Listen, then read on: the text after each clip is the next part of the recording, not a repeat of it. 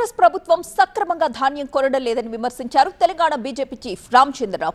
కాంగ్రెస్ ప్రభుత్వానిది రైతు వ్యతిరేక వైఖరి అని మండిపడ్డారు ఆయన. అయితే ఈ ఆరోపణలకి కౌంటర్ ఇచ్చారు మంత్రి తుమ్మల నాగేశ్వరరావు.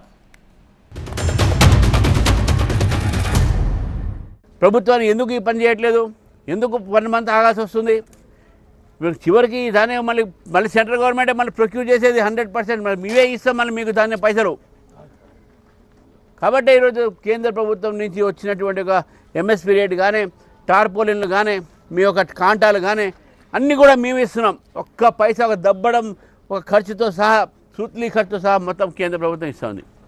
కానీ రాష్ట్ర ప్రభుత్వం వైఖరి రైతాంగ వ్యతిరేక వైఖరిగా ఉంది. కాబట్టి ఇప్పటికైనా తుమ్మల నాగేశ్వరరావు గారు, రేవంత్ రెడ్డి గారు ఇద్దరు మీరు రైతులను పట్టించుకోవాలి. పట్టించుకోకపోతే రైతులు సంబంధించిన దాంట్లో భారతీయ జనతా పార్టీ తప్పకుండా దీనిపైన మేము ఆందోళన చేస్తాము.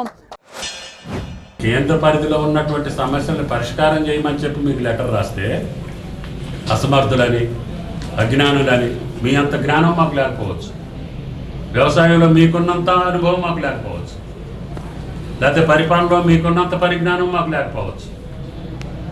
కానీ మాట మాట్లాడేటప్పుడు మీ స్థాయికి తగ్గట్టుగా, మీ పదవికి తగ్గట్టుగా, మేమిచ్చే గౌరవాన్ని మీరు కూడా దృష్టిలో పెట్టుకొని ఆ గౌరవానికి తగ్గట్టుగా మాట్లాడితే గౌరవం తగ్గుతుంది. మాటలు ఏ స్థాయికైనా మాట్లాడవచ్చు, ఎవరినైనా మాట్లాడవచ్చు. కానీ నేను 45 సంవత్సరాల రాజకీయ జీవితంలో